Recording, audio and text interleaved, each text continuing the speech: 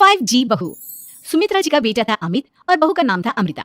सुमित्रा जी की बहू की बातें सुनकर ऐसा लगता था कि जैसे वो बहुत इंटेलिजेंट है, क्योंकि उससे कभी भी कोई भी सवाल पूछो फट से जवाब दे देती थी। अरे भाई, उसके जवाब से तो गूगल भी पीछे रह जाता था। और इसलिए कम से कम सुमित्रा जी के घर में तो किसी को भी गूगल की जरूरत ही नहीं पड़ती थी। जब भी घर में कोई बात चलती, कोई कुछ भी कहता, तो अमृता फट से कह देती, ये तो मेरे साथ ही हुआ था, मुझे इसके बारे में सब मालूम है। एक दिन सुमित्रा जी अमित और अपनी बहू अमृता के साथ अमित की बुआ जी, फूफा जी यानी कि मुकेश और उर्मिला जी के यहाँ पर मिलने के लिए गए। अरे बहुत अच्छा किया अमित बेटा, इतने दिनों के बाद आए हो तुम। हाँ सुमित्रा भाभी, कभी तो आ जाया करिए अपने बच्चों को लेकर। आपकी बहू के आने से तो हमारे घर में भी रौनक आ गई है। वो क्या है ना, अमित ऑफिस के काम में बहुत बिजी रहता है, इसलिए उसे तो वक्त ही नहीं मिल पाता। अच्छा, लगता है नौकरी काफी मुश्किल है अमित की। अरे नहीं नहीं फूफा जी, ऐसी कोई बात नहीं है। आप तो जानते हैं ना प्राइवेट जॉब में कितना काम होता है। अरे कोई समझे ना समझे, मुझे तो पता है प्राइवेट नौकरी में इतना काम करना पड़ता है कि इंसान की आफत आ जाती है। लेकिन बेटा, तुमने तो कभी जॉब की ही नहीं, तुम्हें कैसे पता? अरे जॉब नहीं की तो क्या हुआ मम्मी जी, सब जानती हूँ मैं। सबसे पहले ऑफिस में जाओ, वहां पर अपनी एंट्री डालो, उसके बाद दिन भर सिस्टम पर बैठकर काम करो। चारों तरफ कैमरे लगे होते हैं, आप अपनी नजर इधर की उधर नहीं कर सकते।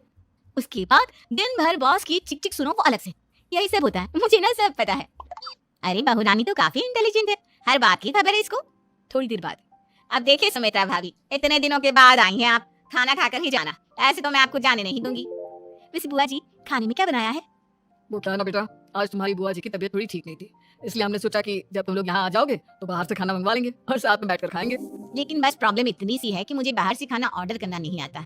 सोचा जब अमित आएगा तो उसी को बोल दूंगी। अरे मुझे आता है ना, मैं कर देती हूँ ऑर्डर। बताइए क्या क्या मंगाना है आपको? इटालियन, कॉन्टिनेंटल, इंडियन, पंजाबी, सब पता है मुझे। क्या बात है बहू, क्या घर में भी खाना रोज बाहर से ऑर्डर करती हो? अरे नहीं नहीं बुआ जी, ऐसी कोई बात नहीं है, बस मुझे ना सब पता है। कोई बात नहीं अमृता, मैं अपने फोन से ऑर्डर कर देता हूँ। अरे क्या बात है, आजकल ऑनलाइन डिलीवरी पर कोई ऑफर नहीं चल रहा है, वरना काफी पैसे बच जाते। कैसी बात करते हैं अमित? मैं कह रही हूँ ना, मुझे सब पता है। मुझे एक बहुत अच्छा ऑनलाइन डिलीवरी वाला मालूम है, जहाँ पर 50% ऑफ मिल जाएगा। और आज तो वैसे भी फ्राइडे है ना, फ्राइडे को तो उस पर 50-70% ऑफर मिलता ही मिलता है।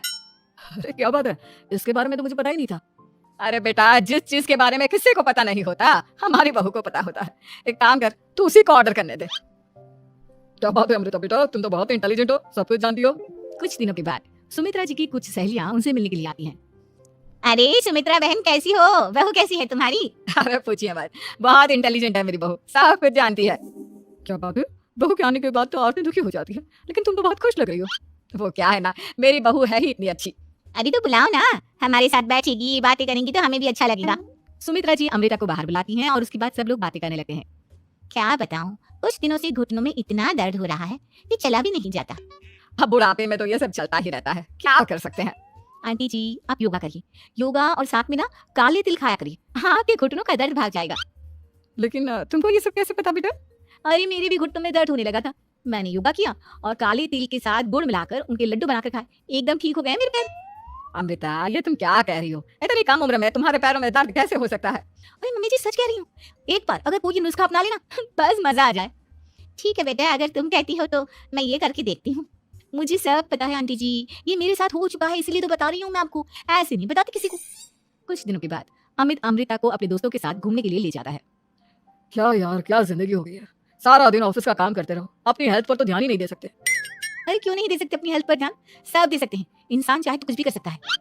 क्या बात है भाभी, आप इतनी श्योरिटी के साथ कैसे कह सकती हैं? अरे आजकल ना एक से एक एप्लीकेशन है मार्केट में, और जानते हैं उसमें कुछ एक्सरसाइज तो ऐसी बताते हैं जिन्हें आप अपने ऑफिस में बैठे बैठे, मेरा मतलब लैपटॉप पर काम करते करते भी कर सकते हैं। अमृता, ऐसी एक्सरसाइज के बारे में तो मुझे भी नहीं पता था, तुम्हें कैसे मालूम? अरे मुझे सब पता है, हर चीज की खबर रखती हूँ मैं, जानते हैं ना आप।